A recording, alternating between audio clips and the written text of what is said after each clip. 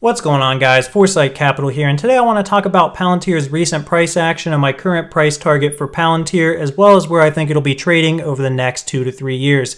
A lot of you have been following up in the comments and in the Discord asking my current thoughts on the state of Palantir and where they'll ultimately end up trading, so I want to bring that to you up front. And if this is all you came for, my current price target for Palantir is between about $30 to $35 per share, just based on their current revenues, the multiples that they've primarily traded at in the past, as well as the potential to continue growing at a very rapid pace. I don't think that they're a $50 billion company currently, but I think that they can quickly grow into that and have the potential to be an $80 to $90 company over the next 2 to 3 years. I know a lot of your price targets are much higher than that, but I stand behind the fact that Palantir is going to have to grow into its current valuation just a little bit, and I don't want to take away from Palantir at all. In fact, if I were to pick one stock out of my portfolio that I had the highest conviction on to provide very consistent returns over the next 2 to 3 years, it would be Palantir. So again, longer term, $80 to $90 per share. Currently, I think it's about 20% undervalued. Now we can dive into the chart a little bit and see if we can find a better entry point for you if you've yet to buy Palantir, and talk about when we could realistically expect to hit that $30 to $35 per share range. All that I ask is, if you're new here, give the video a thumbs up and consider subscribing. Also check out the Discord. There's well over 200 active members, a lot of great conversations going on every day. That's also linked in the description below or in the pinned comment. So over the past couple of weeks, we've seen a rather tight range for Palantir. We're seeing these key price targets that we've talked about in the past coming back into play time and time again. In fact, this is one of the charts that I've really not had to make a ton of updates to, basically since I drew it out a couple of months ago, because a lot of the trading that can be done with this stock could be done around the key price targets of 2260 indicated by this green line, 2460 by the yellow line, 2770 by the red line. We've been following this pattern basically since the end of November, with a bit of a breakout heading into lockup expiration and Q4 earnings report when there was a lot of exuberance behind the stock. But now that all of that exuberance has ended, the stock has really faded back into that range. So we can see here towards the earnings date, we had a bit of a sell-off from well over $30 per share down to about $27 per share, sitting really on the $27.70 level, which has been a key price point for some time.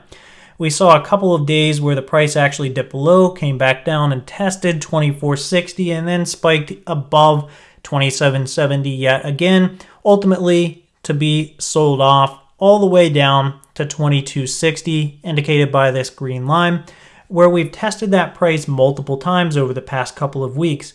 If we take a look back through time, we can see towards the end of November, beginning of December, beginning of January, and then recently over the past couple of weeks, we've been testing this $22.60 per share level. Now, we did have a break of that level for a couple of hours during the March 5th tech sell-off, but overall, Palantir actually snapped back throughout the day, closed above $22.60, and actually made a decent run towards $24.60. So overall for Palantir, I'm thinking that we're seeing a short-term bottom around $22.60, as every time we've come in contact with this downside support level of $22.60, we've seen a snapback in the short term. However, the rally that we've seen over the past couple of days has come on the heels of ARK Invest coming and buying a large portion of shares, as well as some other institutional investors nibbling on Palantir at a suppressed price from recent highs, really of about 50% discount. So over the next couple of days after March 8th, when we touched the $22.60 per share level, we had a couple of nice green days, ultimately closing above $24.60 per share on March 10th, coming back into contact with this $24.60 per share level that we've been trading around since really, if we go all the way back in time, the end of November, but have used it as a kind of support and resistance level throughout various trends, basically since the end of November. Again, coming back in contact with that.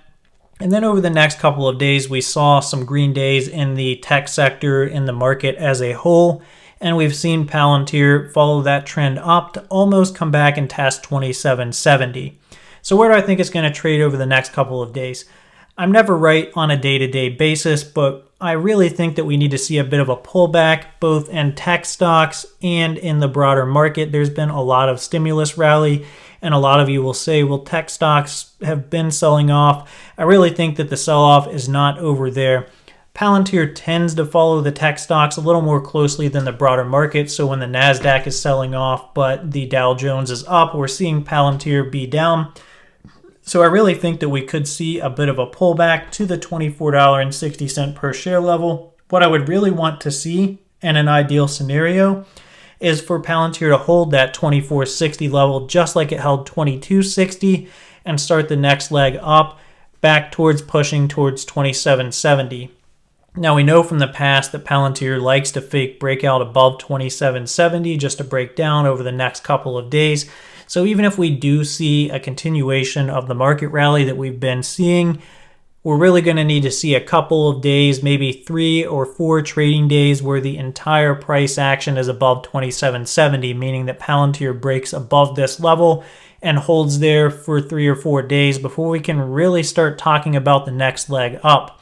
Now, this hasn't been a price target really in the past as far as an overall price target line that I've had labeled. But if we take a look here, the next price target beyond $27.70 that Palantir has been following actually somewhat closely is this 78.6% retracement level on this Fibonacci sequence, and that's about $30 to $31 per share.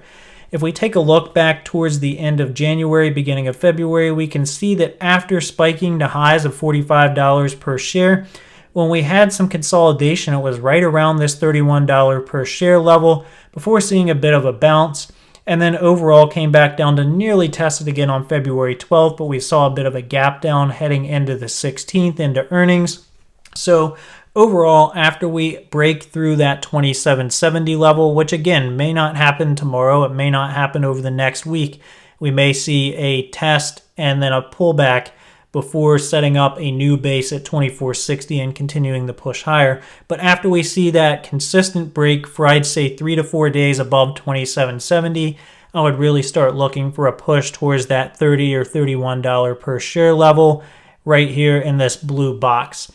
Beyond that, really Palantir has been following these key pricing levels. The next one from there is previous all-time highs of $33.55. We can see that it was used as support and resistance for multiple daily candles back towards the middle of February and towards the end of January.